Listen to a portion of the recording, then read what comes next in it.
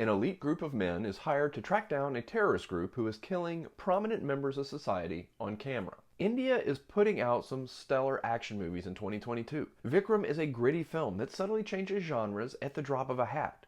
I'm starting to learn and accept that no matter what type of movie the country of India is making, there's usually a dance scene.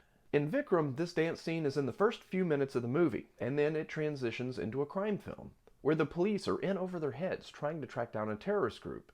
So the police hire a special investigations group who will do some less than moral things to track down the terrorist. The first half of the movie reminded me of a dark crime drama, like those that David Fincher or Martin Scorsese would make. There are so many characters in Vikram, and each one ends up playing a huge role in the plot, and they get a scene or two to steal the show. It feels like in every scene there's a huge twist or a double cross that just keeps you guessing on what direction the movie's headed. And there are a lot of great sets, dark, gritty, grimy, wet sets. There are also a lot of drugs and guns and knives and stabbings and shootings. Basically, I would not want to be anywhere near the seedy underbelly that we see here. The movie takes a subtle turn eventually, and that crime drama becomes an action fest, full of men who are basically superheroes.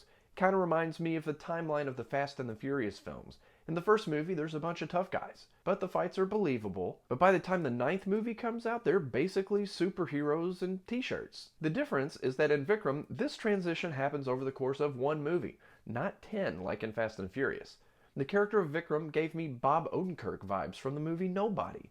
He didn't look anything like Odenkirk or really act anything like Odenkirk. It was more just the fact he's a middle-aged man who doesn't look like he would have as much skill doing things as he actually does. And Vikram is so badass. He can get stabbed in the shoulder, pull out the knife, and then punch a guy and make him fly clear across the room. And he does it all with a stoic look on his face while he's calmly chewing bubblegum. For whatever reason, the fact that he's constantly chewing gum just makes him so much more awesome.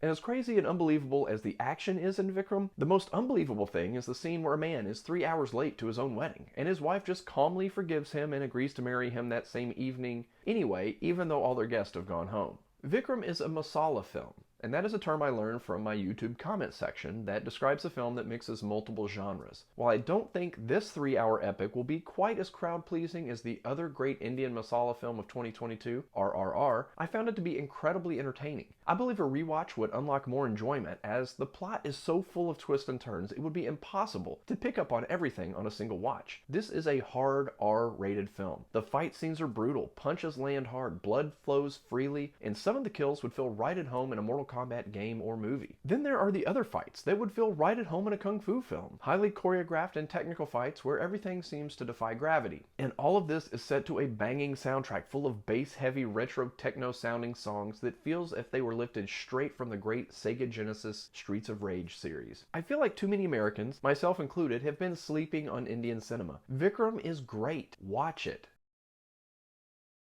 Bloody cleavers, cute babies and guns, dead bodies in big circles, driving a motorcycle through a crowd, one-armed ledge hanging.